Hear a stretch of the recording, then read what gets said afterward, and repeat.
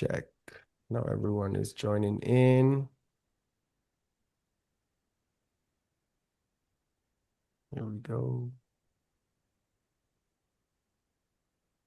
Nice. Okay, we got everyone joining in. Welcome, Andrew. Oh, okay, I see a last name being shared here. I wonder if it's the same. Um, Welcome, Natalie, Savannah, Scott. Great to have everyone here. Sorry for the wait. Let's get things started. Here we go.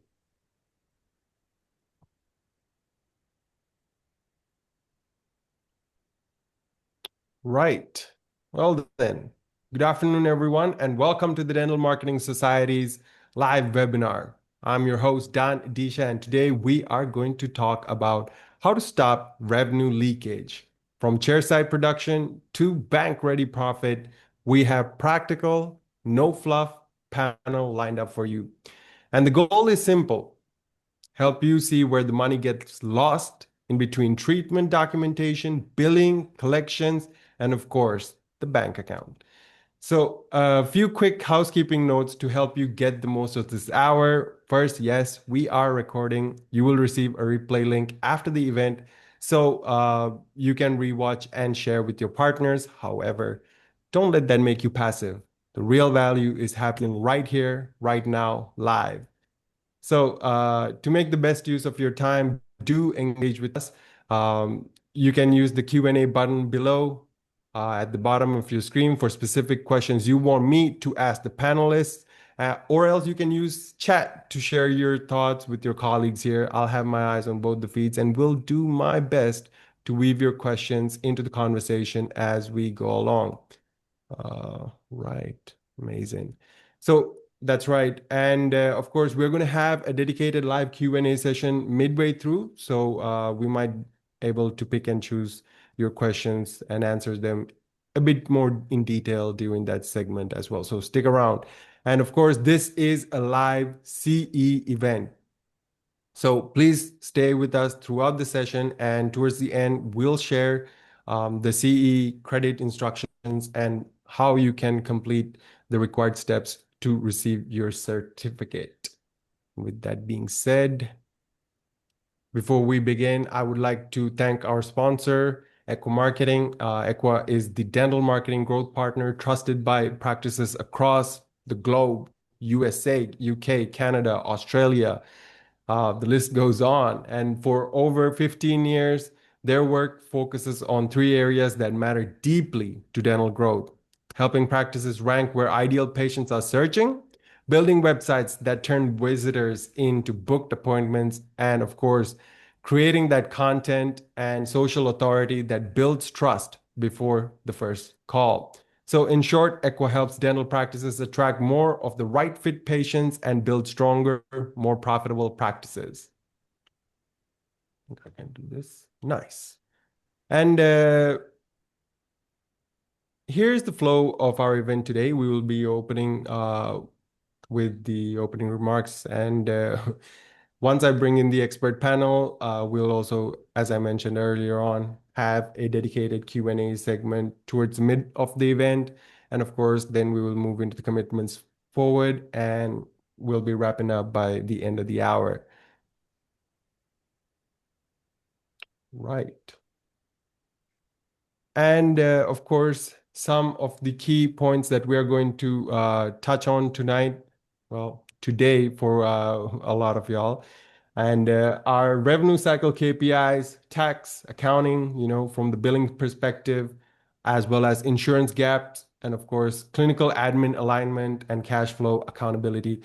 We're coming at it from all angles. It's going to be a very holistic panel. I'm really excited to get into this, and we have an amazing panel to really get this discussion going. So let's go ahead and meet them. Right. Uh, so first up, we have Devon Banks, founder and CEO of DTech Billing and Claims. Devon leads a billing company that has worked with hundreds of dental offices nationwide since 1998. Her expertise sits right at the heart of today's topic, revenue cycle management, billing workflows, healthcare compliance, Dentrix, and of course, helping practices maximize revenue and operational efficiency. Devon, it's great to have you back once again on the panel. Thank you so much for having me back. I'm excited to sit here with Callie, Laura, and Penny. I'm excited for today. Absolutely. All right. And then next up, we have Laura Phillips, who is an enrolled agent, co-founder, and CEO of Phillips Group. Laura leads a healthcare-focused accounting, tax, and advisory firm serving dentists and physicians nationwide. As an enrolled agent, As an enrolled agent and federally licensed tax expert, she brings deep experience in tax strategy, accounting, financial decision making, and of course, helping practice owners understand what their numbers are really telling them. Laura, it's great to have you on the panel. Thank you, Don. I appreciate being here. Absolutely.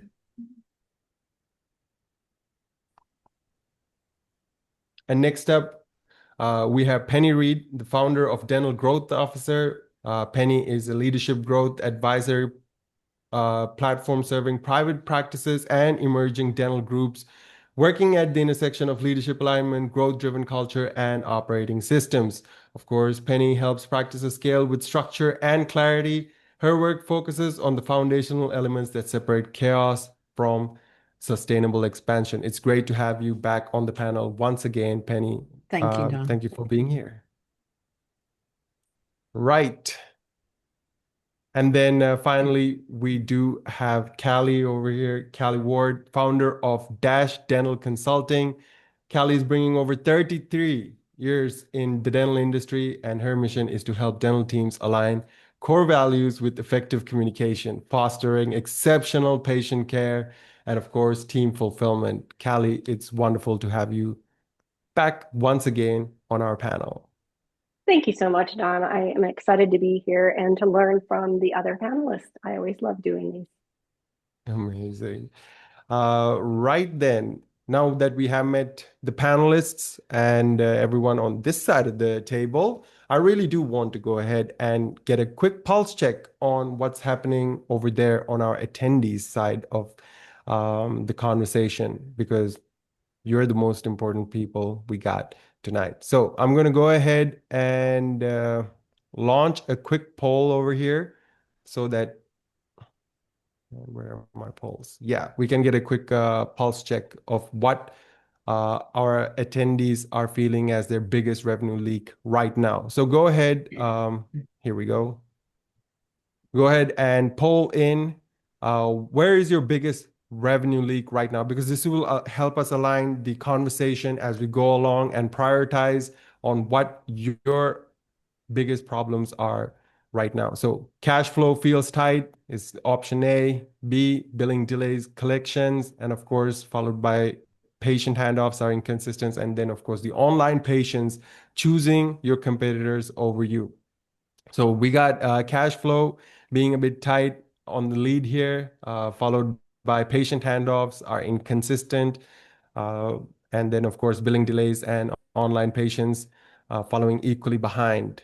Cash flow feels tight. Yep, that's why everyone is here tonight. And of course, we are going to really dive deep into that conversation about how to fix that as we go along. What a great insight this is. And I'm really glad everyone is polling in because you're here with like-minded people, and we are going to do our best to give you the solutions that you're looking for. And hopefully by the end of the hour, this won't, well, it might still be your problem, but you'll have some solutions that you can put in place to start fixing them. So here we go. I'm just sharing it with the panelists. Cash flows feel tight, followed by patient handoffs being inconsistent, and then, of course, billing delays and online patients choosing competitors over you. So thank you, everyone, for polling in. Really appreciate it. And yeah, let's get into the main Q&A session.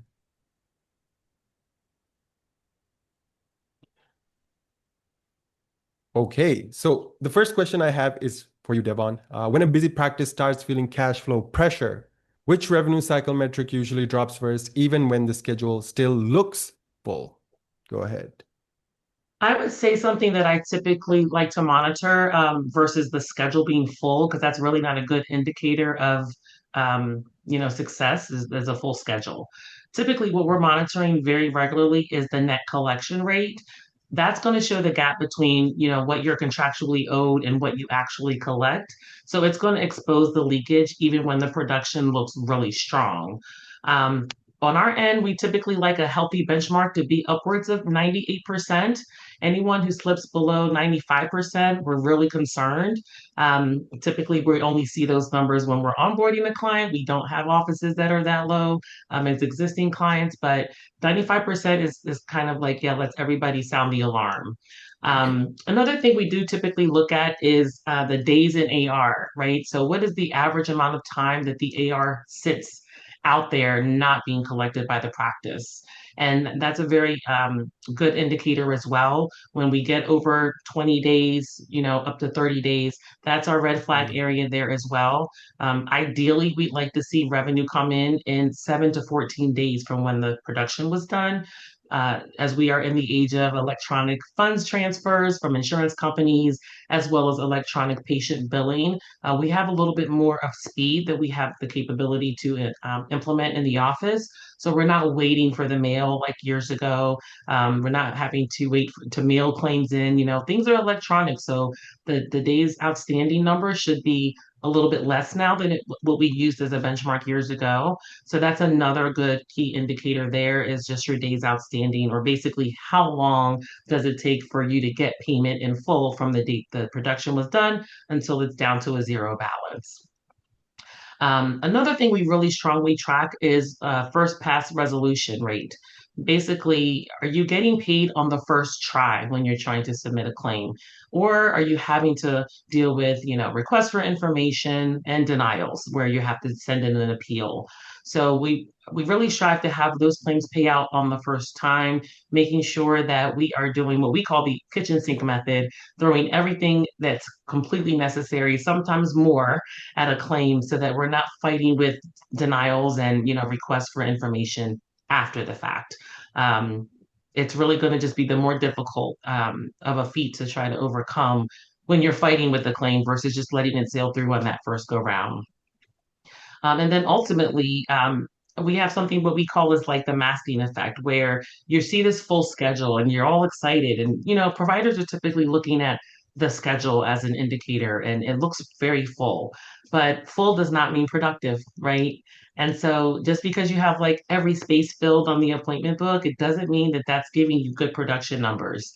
Oftentimes when I get calls and they're concerned about the revenue coming in, I'm like, yeah, we're at 100% or we're at 101%. What's your production look like? And no one, starts there. But, as I say, we can't get blood from a turnip. We can only collect what you produce. So it's always good to look at your production in terms of like production per hour versus is the schedule full? Full schedules mean nothing if the production is really just not there. Check. So I would say those are like my main things that I look at when we're trying to identify, full schedule versus collections. Love that. We'll get a little bit more deeper into what we can do when those numbers do start to move in the wrong direction Sure. in a moment here. So, Callie, at checkout, which numbers best show what treatment presentation is not turning into collected revenue? I love this question, and I love to think of it a little bit bigger. We want to look at diagnosis and case acceptance. And just like Devon mentioned, we can look really busy, but if we don't know what our daily goal is or what our hourly goal is, how are we ever going to drive that change, right? So we've got to be really intentional with our goals.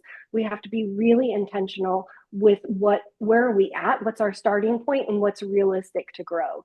So I want to know that the doc is diagnosing 3 times the number that they want to produce. So if I want to produce 100 grand in a month, I should see about 300 grand in diagnosis. Now, that doesn't take into account what's existing unscheduled treatment.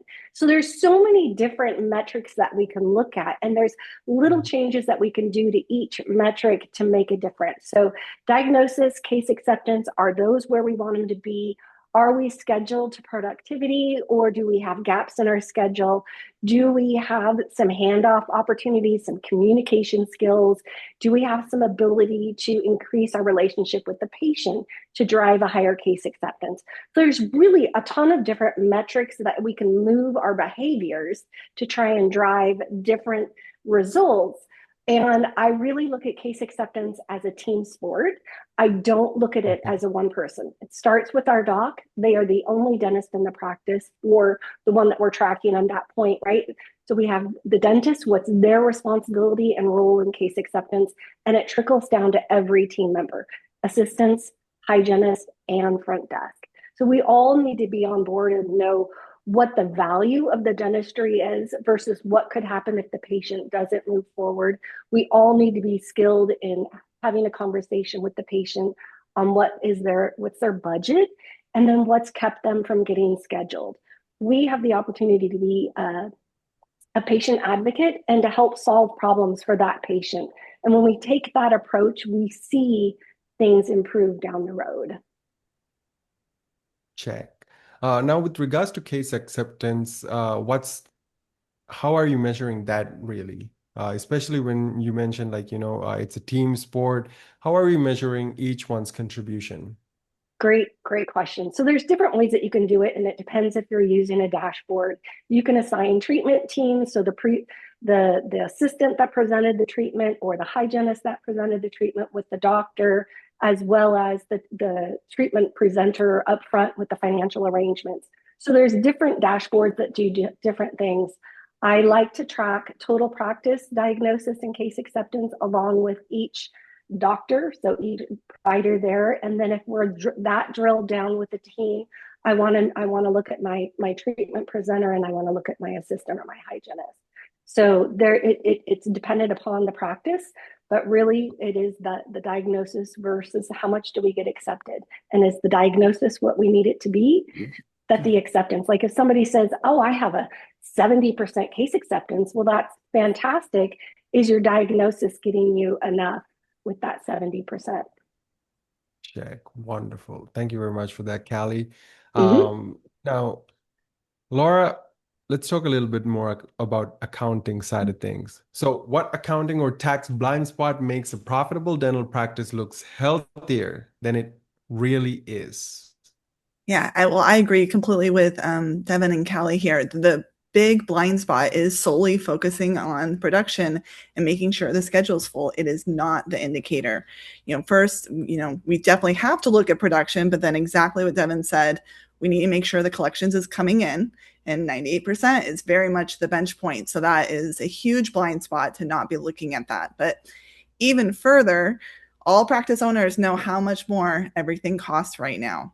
The expenses have gone up tremendously over the past 5-6 years. And so it's making sure that while you may still even be growing and maybe even collecting, are you spending too much on things? And then even pushing that to make sure you're looking at your full financial picture. Hopefully you have a profit and loss. Hopefully you're analyzing the top and the net profit, because that's actually the goal. But even more than that, do you have a balance sheet? A lot of these doctors mentioned that cash flow is a problem. Where I see a big blind spot is not looking at your full financial picture, understanding that your balance sheet, so you can see what's in your bank, how much are you paying on loans, where is the money going, is incredibly important. And if you're not looking at that full picture, most likely one of your numbers might be inaccurate, because they do all go together. But even if they are accurate, like I said, you're not getting a full benchmark if you're only focusing on this one area and being blind to the rest of your picture. And what mistakes do you see practices, make most often in this regard? Yeah, honestly, most often it's just improper profit and losses. You might say, okay, I made 100,000 this month or whatever it might be, but if you don't have certain for example, loan payments might be on your profit and loss, where if it's a principal payment, it's not. It's on your balance sheet. And where that can be really upsetting is you might think, oh, I didn't make any money last year because I paid down all my loans. And then I have to have a very unfortunate conversation to explain that unfortunately that cash is gone, but you had to pay tax on it. So really getting an idea of where your budget is, what's going on, what are you liable for, and having those accurate records is incredibly important to understand the health of your practice.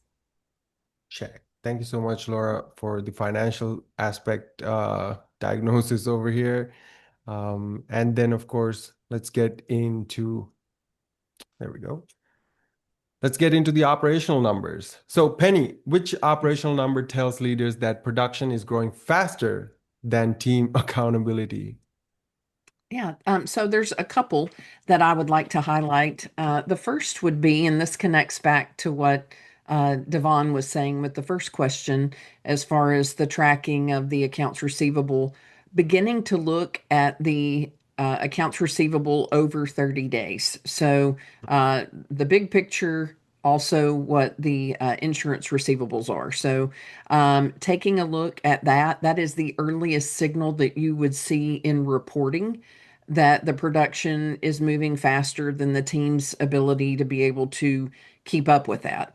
Also, if we're talking about primarily collections keeping up with production, not necessarily increasing top line revenue, one area that I've noticed that a lot of practices don't track unless they've worked with some sort of consultant or advisor is their over-the-counter or time of service payments.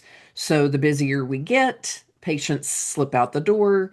They're not making their appropriate financial arrangements on the front end or making that payment. And for the patient's convenience, it's all about verbal skills. I would request whatever has been agreed upon before we seat the patient. Yes, there will always be a treatment change, but if you measure it most of the time, it's maybe 10% or less where something happens, the patient owes more, they owe less. That's an easy way to do some sort of refund or adjustment.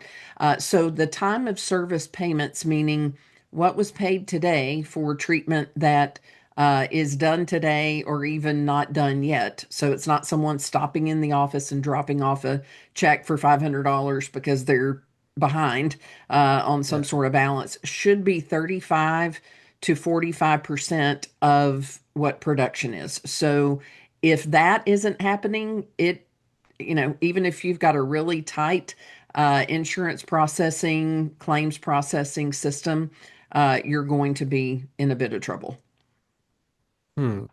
Now, I'm just curious, could you share a script, an example script of how you would really phrase, to make the maximum OTC? Yeah. So first of all, before I get to the script, this is the whole inform before you perform, and especially for higher level amounts, for some offices, it's anything over $1,000 or $1,500. We would have had a previous conversation and a signed financial agreement, not a payment plan necessarily, but to say, hey, Don, when we scheduled this, we agreed that you would pay $750 today. And for your convenience, we know how busy it usually is when you're trying to get out the door, back to work or to your next appointment. We can go ahead and take care of that now. So it's not a, hey, Don, you don't get back there until you pay. That's what we don't say. Okay. Okay, that's thanks for sharing that with us as well, because Sure. yeah, I mean, I would be interested in seeing the doctor, but paying up front might be a bit of a ask, especially if it's done in that way. Yeah, absolutely. Absolutely. That's usually there's a previous conversation that's happened where that's the expectation. And then it's really simple to ask for it before the patient's seated. Right. It makes everything easier for everyone Mhm. involved. So Devon, when aging accounts start hurting monthly collections, what framework should billing teams use to prioritize claim follow-up? I love this question.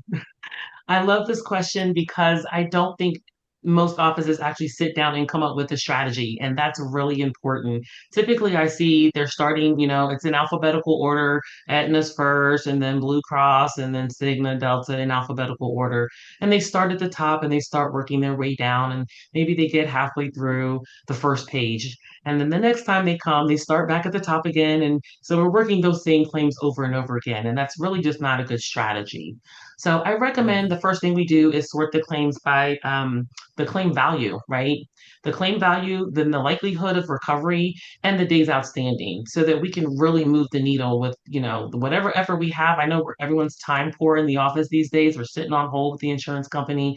So we got to really make the best use of our time. So I would say claim value, likelihood of recovery, and the days outstanding is my first place to start in terms of categorizing these claims. Another thing I would do is I'm an 80-20 rule person. I apply it to like most things in life, and I think it's relevant here as well. The 20% of the denied claims usually represent 80% of the recoverable revenue, right? So we don't really want to focus immediately on chasing, $100 claims when there's $5,000 claims sitting out there. So I think we, again, did look at the claim value as a really good indicator of where to start. We don't want to miss any timely filing deadlines. I can't not begin to express how sad that makes me when we onboard new offices. And the first thing we have to do to clean up that report is start looking at those that are, unfortunately beyond timely filing. We have been able to get some of those recovered. It's really, really tough. And to me, that's just sad because, most of our PPOs are at a 1 year timely filing. So it's hard to understand how we got that far out and no one caught it. But here we are, and we're still having to do a lot of adjustments in that area. So I would really make sure we're looking at, targeting those older claims first, because we don't want to miss the opportunity to capture things simply because we waited too long. That to me is silly and unfortunate. I would also take a really hard look within the practice at why you're getting denials. Is it clinical? Are you documenting your cases in a solid manner to be able to prove the case to the claims adjuster? Are your clinical notes thorough, and are they giving the true diagnosis and the necessity that's involved for that claim? Are we missing claims because of eligibility issues where the patient simply didn't even have that plan when they presented to the office? They were no longer eligible. Are we having coding issues where maybe the wrong code was selected? So those are errors that we can actually prevent prior to even submitting the claim. And I think it's a really good idea to look at the trends. Are we doing a lot of something over and over again and not correcting our past mistakes? And then from there, I would really just do a good job of just documenting all of this. Trends are really important. Get spreadsheets going. I'm not sure, depending on what software you're using, they may have some internal systems within there that you're able to use, but you need to track why these things are happening. The why is really important to be able to address the solution, right? So if you're having issues with timely filing, if you're having issues with clinical denials, let's see where we're having these over and over again mistakes so that we can get to the heart of the problem and fix it moving forward. Amazing. Thank you very much for that. I mean, I really appreciate the practicality of that, starting with the claim value prioritization. That's what I kind of really understood from that. So thank you very much for that prioritization framework. We can just put into use starting Monday morning. Now, next up on high volume treat, Callie, I got a bit excited about your question. So on high volume treatment days, what documentation checkpoints prevents reimbursement delays most effectively? I like to have the same focus whether I'm a low volume day or a high volume day. And it would go back to what Devon just said. What is our whole revenue cycle management system look like? Are we verifying correctly? Are we inputting that into the system correctly? Are we updating our payment tables from what we're receiving? Are we paying attention to all of the little details to make sure that our data is correct? And it is absolutely imperative that we have somebody that knows what they're doing. Oftentimes I see practices, and yes, insurance verification is not, it's not rocket science. but we need to have the system be very specific. And so I want to know, if I've got 5 different people verifying insurance, that they are inputting it into the system in the same way. So when I come in as a consultant and I see the same insurance plan, the same group number, and I see it in the computer system 15 different times, that tells me that I've updated that insurance 15 different times, that I only needed to do it once. And so when we look at efficiency and we look at predictability, we have to start with that system. And so, yes, on a high volume day, I want to know that we're very attentive. But if I didn't have the right information in there and I'm not collecting appropriately at the time of service, I'm going to be then making those phone calls to the patient to try and collect the difference when we were wrong there. So we want to know that we've got really clear, clean systems, and that we have time to talk about that. So if I've got a team member who is remote, who's updating my payment tables, and they don't communicate that, or maybe they didn't update it, maybe they emailed it to somebody and they didn't understand why they were getting that email and what that meant, we're going to repeat that over and over. We've got a lot of team members who submit the claims that perhaps they're not clinical. Maybe they've never been clinical. And if my clinical team is not notating which x-ray is the appropriate x-ray to attach, we're gonna get that claim kicked back. Same thing with perio charting. Like, we have to invest in all of our team members, because we all play important roles in the success of that payment. So I'm 110% with Devon. I want to inundate them. I want to overkill the information that I give, but it has to be good from the get-go. And so setting up really good SOPs, setting up really good communication skills between my team to ensure that we're doing things right from the start. There we go. All right. Can you, yeah, let's keep it moving. I'm going to circle back with a bit of a follow-up question that I did have about that. But yeah, thank you so much, Callie, for that. Regular communication, and of course, investing in the team is critical part of things. And I think the most underrated statement from that is really setting up everything from the get-go for success. Because when we don't do that, it's why we are kind of here, wondering why our.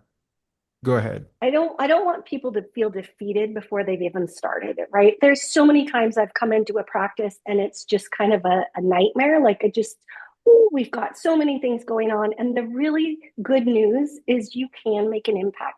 We just get clear systems and we start to support that team member in getting those updated. We communicate what the new system is and everybody gets on board.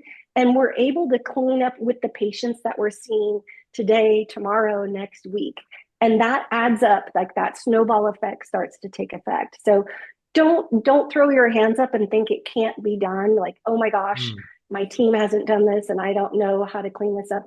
You can do it. It's a methodical process and it doesn't have to be overwhelming. Appreciate that positivity, Callie, because that really was my kind of question. What would we do if we haven't, set up the expectations from the get-go? So thank you for answering that.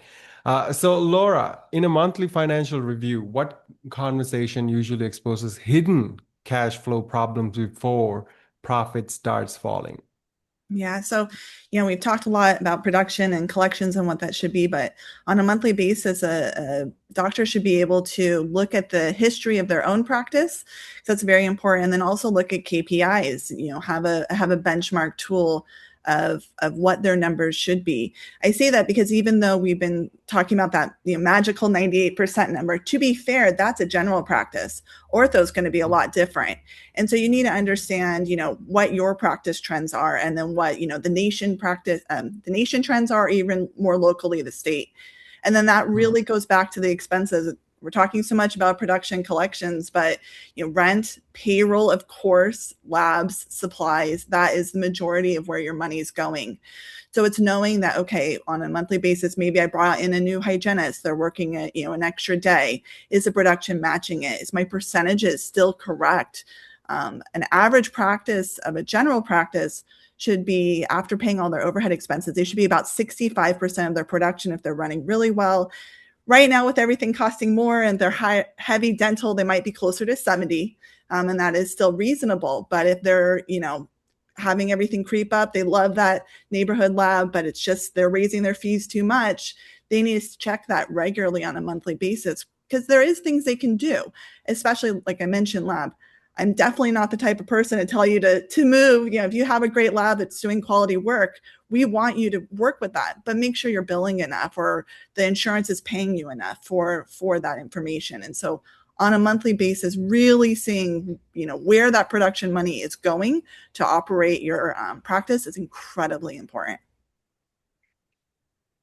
Who should own that step so it does not fall through the cracks? Honestly, the doctor, the practice owner, you go through school and you're so unbelievably educated, but realistically, you're a business owner as well. And so, hopefully you have team members like everyone here to kind of guide you through it and make sure, like I said, that those are accurate. But realistically, it's your job to kind of look at it and understand what you're seeing and be aware when those numbers have gone off, and have a call with your accountant or have a team meeting, find out why the AR is growing. Find out if you need a consolidated schedule. Find out if you need to leave an insurance, unfortunately, go out of network. We're seeing that a lot right now. So it's really your responsibility to see that. Check. Wonderful. So of course, when you mention history of your own practice, what do you mean by that? Is it like a quarterly history, or are you looking at So I like to look month over month. I mean, realistically, I will say I don't like to get so caught up in the weeds that one little thing happens, we're losing a bunch of sleep over it. But realistically, for example, April is historically generally not a great month for a lot of practices. We got spring break. People are worried about their taxes. And so it's, okay, I had a slow April, but let's pull last year's April and the previous year's April. Okay, it's just a slow month for my practice. So we're going to recover in May. But then if we look at May and it stayed slow, whereas last year's May, you were doing fantastic. Well, that's where your history of your practice is telling you something's off. Love it. Thank you very much, Laura, for You're really welcome. exposing the hidden cash flow problems that can be really unveiled by a bit more proactive approach to your Absolutely. own business's numbers. So now, Penny, when a growing practice adds a new team member, which accountability breakdowns create the fastest revenue leakage? Yeah, so I think it is the no single owner for whatever the functions are. So whenever a new team member comes on board, whether it's a replacement team member or from the framework of this question, we've added another person. I love sports analogies. Used to play a ton of them. So, we all know if, like in basketball, if there's a loose ball, we all go after it. Yet that can't be the strategy. So being sure that different individuals understand who's responsible for the recare schedule, not only who's coming in today, but also looking ahead. Are we booked out over the next 90 days like we usually are? Who's in charge of the doctor's schedule? Who is handling the insurance verification? Not that all of us couldn't jump in and do one, yet who's accountable for being sure that it is being done? So I think the spirit of teamwork is awesome, yet accountability breakdown usually happens when there is a team change. Check. So really figuring out where does the buck stop, and having for each different role someone single there. Yeah.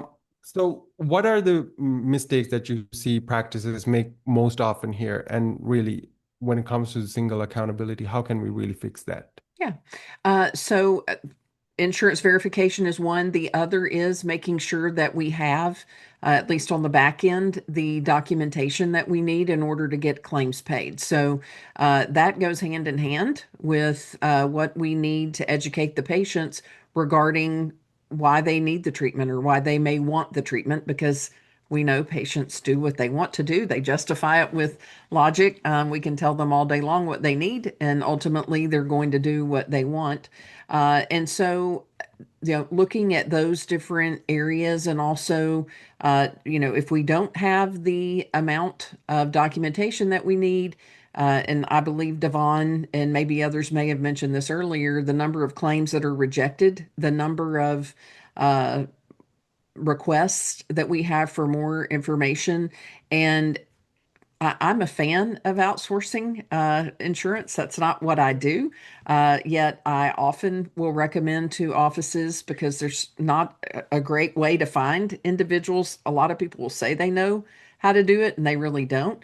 When it is outsourced, it becomes less of a back versus front, and it's more of a this is what we need to get paid. So I think the entire team understanding, hey, the more requests we get back, we've got to trace that. That's not necessarily Aetna or Cigna or fill in the blank. We don't have what we need administratively to get that paid. So that can be a bit of a breakdown as well, because we know busy is the enemy of productive. Check. Wonderful. There we go. I mean, that's a great outlook on really not having that single accountability through each role. When you add more team members, that's just amplifying the problem that might exist, which is, again, you just don't have one person that is accountable for a certain KPI, perhaps. And that just creates ambiguity. Ambiguity leads to chaos. And Penny is really great at putting chaos back into place. So thank you very much, Penny. Now, I remember early in the session when I mentioned that there's a category of revenue loss that never shows up in your collection report. Well, that's the patient who searched for a dentist today and found someone else instead of you. So that is the exact problem Echo Marketing solves. And for over 15 years, they've helped dental practice owners become the first name patients find and trust in their local market. And tonight, as a token of appreciation for registering and being here with us, they're offering you a complimentary practice growth audit session. So here's what's going to happen in this meeting. Equa's team will spend 4 hours before you even get on the call, researching your online presence, your competition, and of course, your local SEO. You show up and they walk you through exactly where you're losing patients, perhaps reputation and visibility. And of course, the most important part of it all, what to fix first. It's usually a $900 valued session, yours tonight at no cost. The link will be dropped in the chat right now, or you can go ahead and scan that QR code on your screen. It'll take less than a minute to book. You're just reserving your spot. So you might be thinking, is this worth my time? Perhaps if you think about it like this, where you're risking only an hour of your time, there's no obligation whatsoever. But the only thing you're risking by not doing it is another year of your competitors showing up when your patient search and you don't. So grab the link, book the session. It'll be time well spent. And now we are going to, we are going to move into one of my favorite segments of the session here, which is your Q&A. So we have gathered a couple of questions from our registrants for this session. Of course, you can drop in your own questions right now in the chat, or else go ahead, find it in the Q&A button, and then drop them right there, and I'll pick one or two and really get into the answers. But until you do get warmed up, I have a couple from our registrants. So a dental office manager has asked several about if a practice owner or office manager only has time to review a few reports each week, which ones would you tell them to watch first to catch revenue leakage early? How about Devon? I'm going to say for this one, it's highly dependent on your practice management software. I recommend you find one or two reports that are cumulative in nature, meaning they're going to give you multiple KPIs in one swipe. So you're not having to pull five different reports, right? Indentrix, for me, that would be the practice advisor. I love that report. You're going to be able to see production, collections, adjusted, all both things.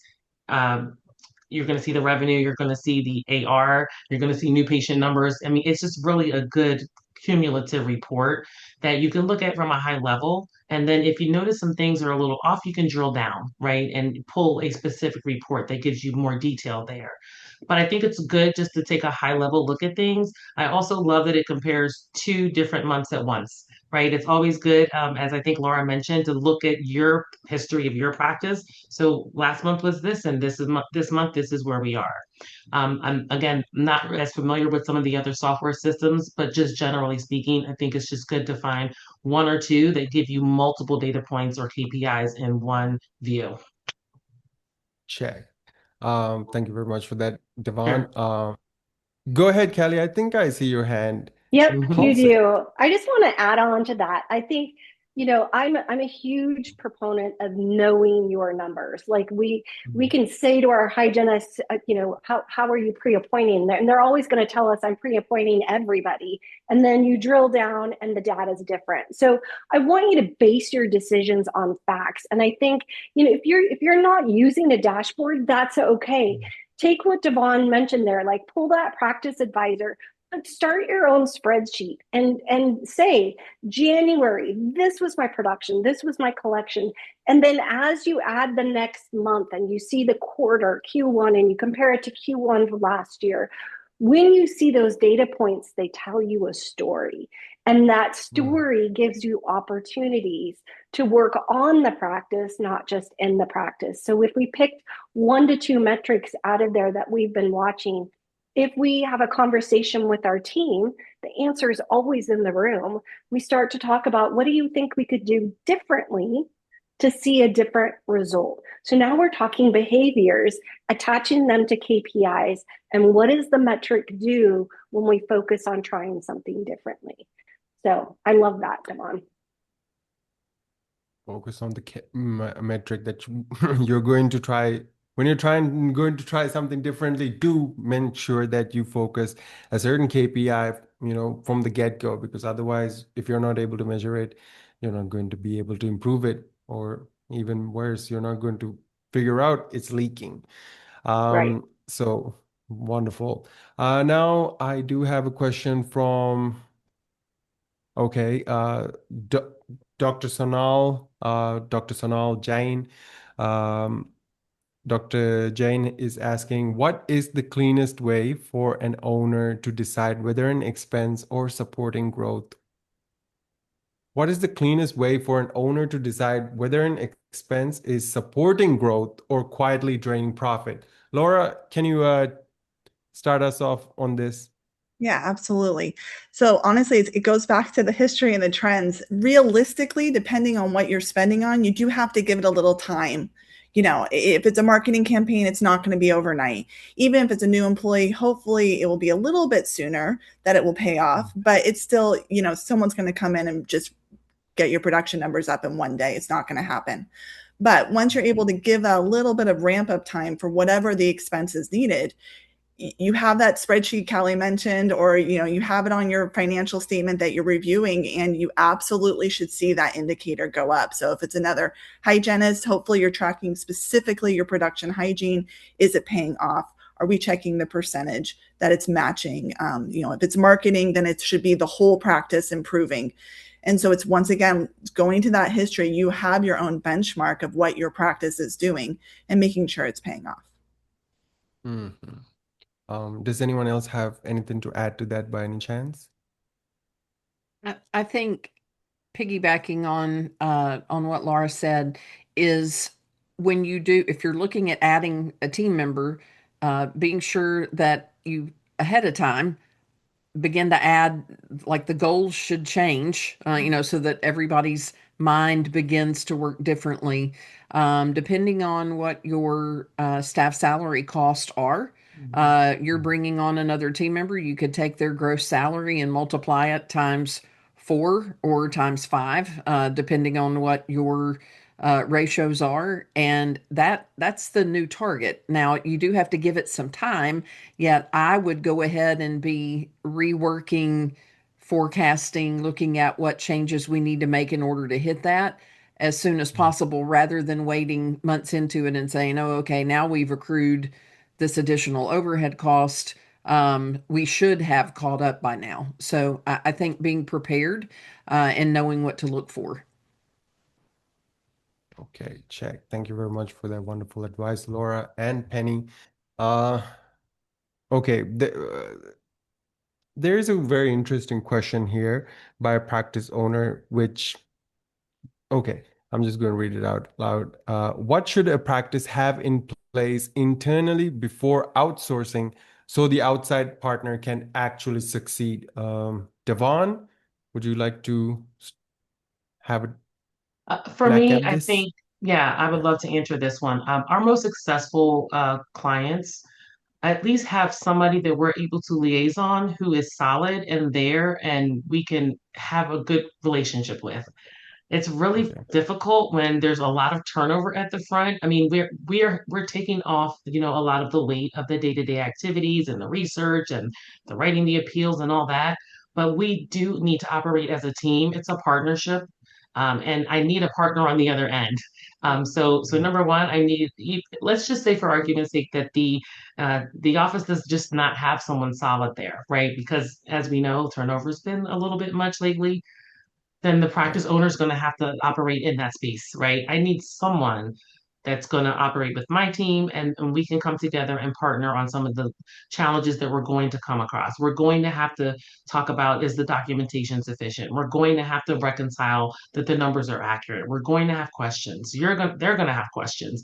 And that needs to be a really good relationship that we can develop over time so that we can move towards the same goal and operate as a team. If I don't have a good, solid liaison on the other side, that's where we really begin to struggle. We can only do our part, and this is a team effort. So I would say that would be the most important thing for me. Critical, critical. Yeah. What do we do if we don't have that liaison? Gonna have to be the doctor, unfortunately. It has to be Okay. someone. Well, Again, we can only get but so far. I with some solid managers or even admin team who aren't managers, and they don't have to be very, very knowledgeable, but we're going to have certain things that we just can't do without the office, right? We can get you 95% of the way there, but if we have any challenges, if we're missing information, that's holding up the revenue, right? So we need someone that's going to be responsive and commit to this project as much as we are, right? We can't love it for you more than you do. So typically what happens when we have these challenges, and I get it, they're so relieved, they're relieved to have help, right? And I totally understand that, but you Right. can't check out.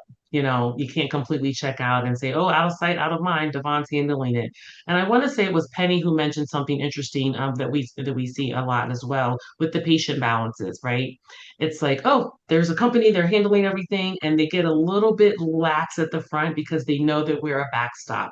We're going to send out those statements. We're going to, get those emails out, but that nothing takes the place for collecting at the time of service. Your chance of getting paid greatly reduces the minute the patient walks out that door. So you can't slip in that area just because there's a billing company as a backstop. You still have to do your part. Check. Um, can I add yep. a Okay, little? Callie, yes, that's what. Go ahead. So I love all of that. Like, we have to have a leader. We have to have somebody in our practice that is guiding, that is, taking in what the reality is and adjustments to make things move smoother. And so if the doctor doesn't want to be the leader, that's okay.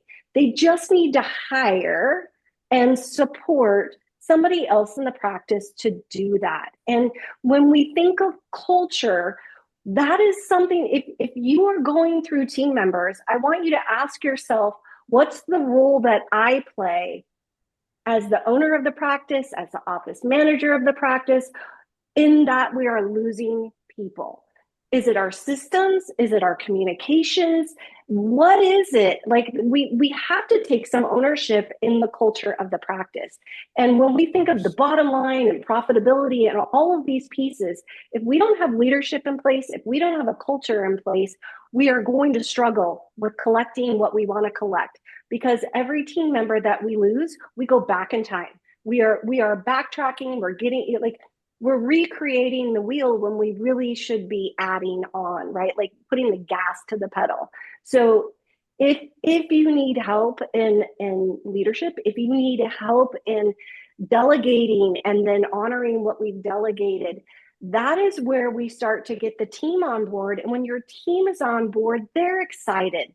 And if they were bringing Devon in when I was practicing, I'd be like, "Ooh, heck yeah! What can I do to help you?" Because that's going to allow me to be front and face with the patients, which increases the case acceptance. Like everything affects everything else. And if we make the pie bigger, if we make the practice more profitable, more is going to have an easier time looking at the numbers, right? Like we want to be looking big, but we also have to have accountability on ourselves and our team.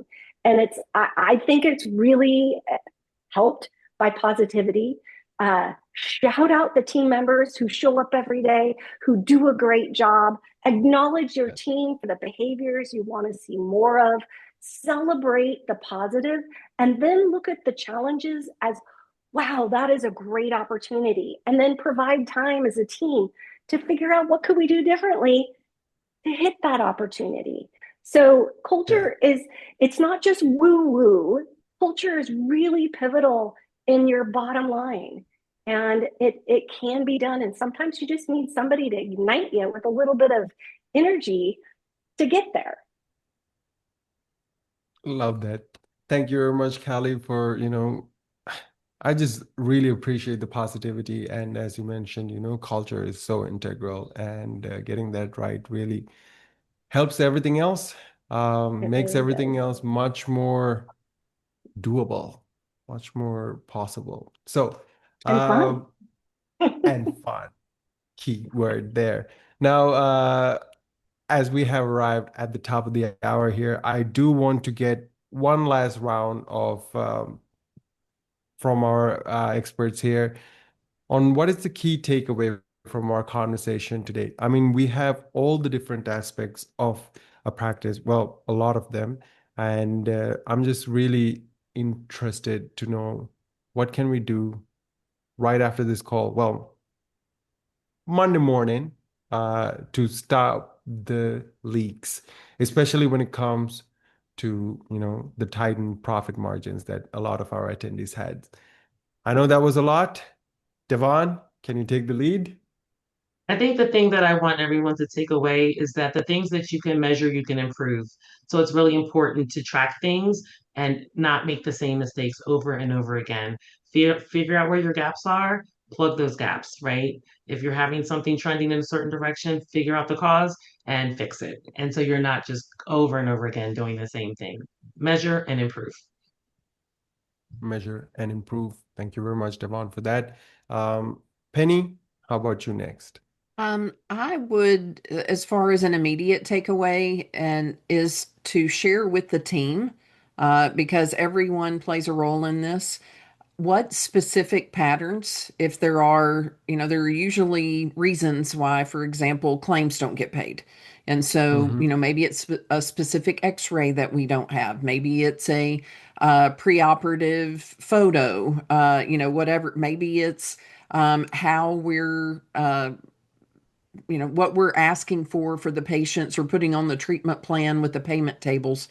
Identify 2 to 3 actionable items for the team and have the team track them. I mean, this may be a little bit of an out of the box type thing to track, yet if the number of rejected claims goes down, have a party. Right. I mean, that's it's what gets measured gets managed, and those things are going to continue to cause you to not get paid for what you're doing, which in essence, it's the doctor that's not getting paid. So I would say identify a couple of different patterns that the team can work on together in order to tighten up the revenue.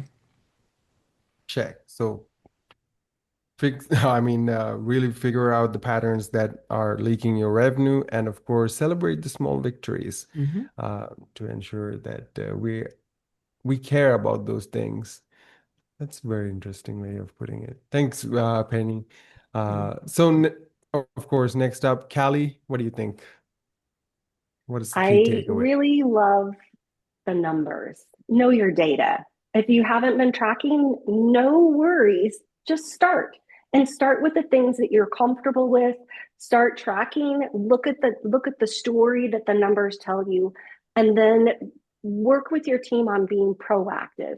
Don't wait till it's always in the rearview mirror. If we know that April is a slow month, let's plan for it, and let's preload some big cases in April. Let's look at being proactive in our practice instead of just reactive. And let's work with our team. Let's empower our team. Let's ask your team questions. They have a lot of knowledge and a lot to bring to the table if we just give them that opportunity. They're passionate about your patients. That's why they do what they do. Let's help line that up and get everybody excited about taking great care of our patients. So know your numbers, be proactive, and celebrate, celebrate, celebrate. Celebrate and keep that energy going. Laura, wrap us out. Yeah, I mean, realistically, the accountant is going to say, I also like the numbers. But that's your benchmark, is your numbers. But I will say accuracy. Even in Dentrix, there's so many, or in your billing software, there are so many mistakes. The wrong team member may not understand how to use adjustment codes or whatever it might be. And so, if we're going to get those numbers, then take a second look at them and see if they make sense for what's going on, and check their accuracy, because they are definitely the heartbeat and the health of your practice, but they need to be correct. Really appreciate that, Laura. Thank you very much, panelists, for your wonderful key takeaways. And as we begin our wrap-up sequence here, I do want to make a quick reminder. There were a lot of chats. Okay, so a quick reminder, Echo Marketing's practice growth audit. Do make the best use of it, so that when patients in your city search for perhaps implant dentist near me, Invisalign cost, veneers before and after, make sure that your practice shows up as the trusted choice. Links in the chat, QRs on the screen. Go ahead and make the best use of that. Here we go. And of course, CE credit. So there's another code over here that you can scan to get to the feedback form, which you'll need to complete to gain your CE, or else you can check again in the chat. Another link will be dropped there. Go ahead and fill that out. Now, don't worry if you miss either of these. We will also send one through your email. You just need to make sure that you complete it within a week, and then give us 2 weeks time to really process it, because we do have a lot of events going on. But please do give us 2 weeks time, 2 to 3 weeks time to process it. If you don't have it by then, please do reach out, because we will make sure that you get your well-deserved CE credit. Top priority for us. And of course, thank you everyone for attending this session. You will get a replay link again in your email address as well.